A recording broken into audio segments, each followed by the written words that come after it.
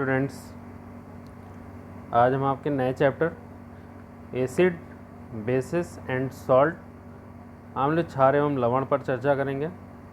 तो सबसे पहले अम्ल, क्षार और लवण से चर्चा करने से पहले हम देखते हैं कि तत्व जो हैं वो आपस में मिलकर यौगिक बनाते हैं और यौगिकों का वर्गीकरण जो है वो उनके भौतिक गुणों, रंग, स्वाद, घुलनशीलता एवं रासायनिक स्वभाव के आधार पर किया गया है, जिसमें यौगिकों को मुख्यतः 3 भागों में बांटा गया है। पहला है अम्ल, दूसरा है क्षार, तीसरा है लवण।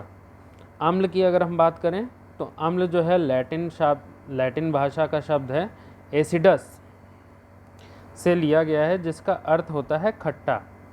तो ऐसे पदार्थ जो स्वाद में खट्टे होते हैं अम्ल कहलाते हैं।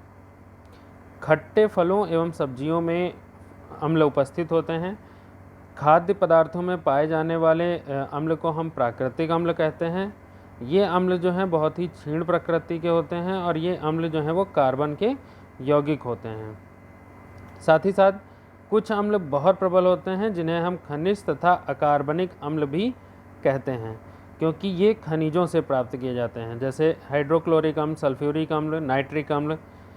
तो इन अम्लों का प्रयोग हम उर्वरक, इंडस्ट्रियल केमिस्ट्री, विस्फोटक, रंग और रंजक आदि बनाने में करते हैं।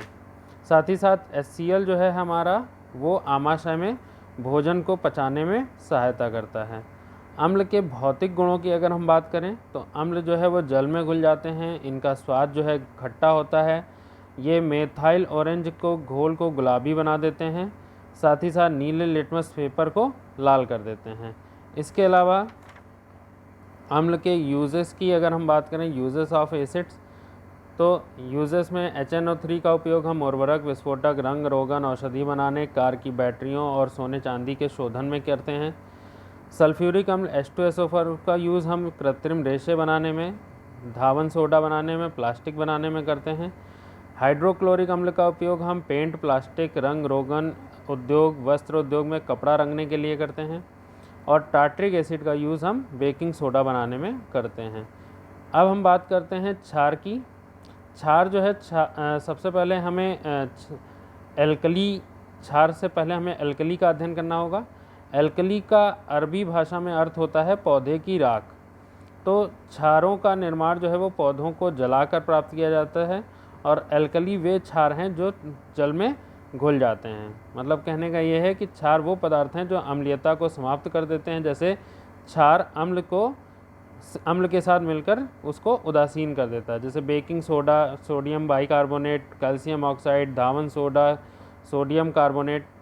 तो अम्ल की तरह क्षार भी जो हैं वो क्षीण एवं प्रबल होते हैं। सोडियम एवं पोटेशियम के हाइड्रोक्साइड प्रबल एल्कली होते हैं और अमोनियम हाइड्रोक्साइड और सोडियम कार्बोनेट में क्षीण क्षार होते हैं। क्षारों का जो स्वाद है वो कड़वा होता है। इन्हें उंगलियों के बीच में रगड़ें तो साबुन की तरह चिकने लगते हैं। क्षार त्वरण पर जलनशील तथा संरक्षक प्रभाव डालते हैं। क्षार के अगर हम भौतिक गुणों की बात करें तो क्षारों का स्वाद जो है वो तीखा होता है। ये चिकनाई युक्त होते हैं। एल्कली प्रबल क्षयकारी प्रकृति का होता है और जब ये त्वचा के संपर्क में आते हैं तो ज्वलन पैदा करते हैं। इसके अलावा इनका जो यूज़ है वो ये है कि पोटेशियम हाइड्रोक्साइड KOH निर्जलीकरण एजेंट के रूप में कार्य करता है।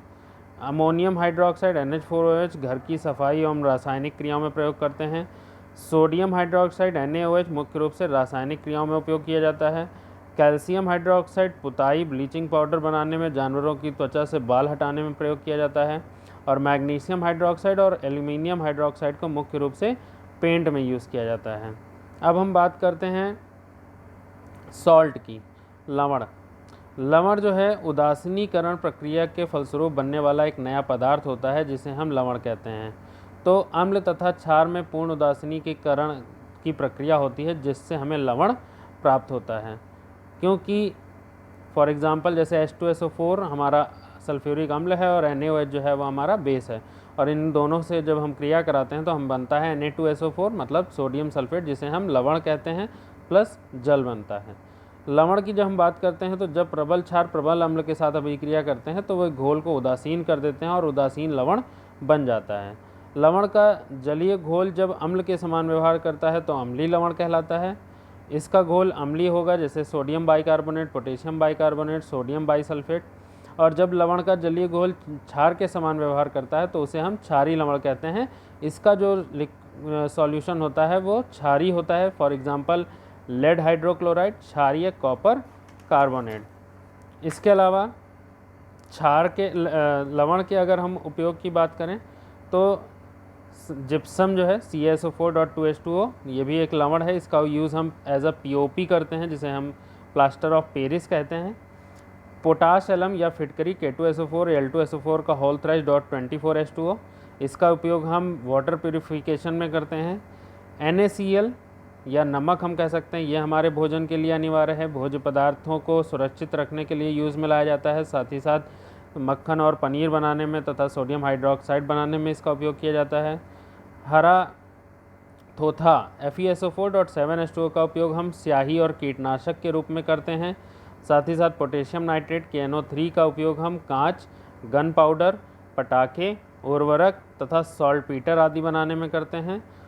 इसके अलावा बेकिंग सोडा NaHCO3 का उपयोग हम बेकिंग पाउडर की तरह करते हैं। पेट में अम्लीयता को ख़त्म करने के लिए इसका उपयोग किया जाता है और अग्निशामक यंत्रों में भी इसका उपयोग किया जाता है।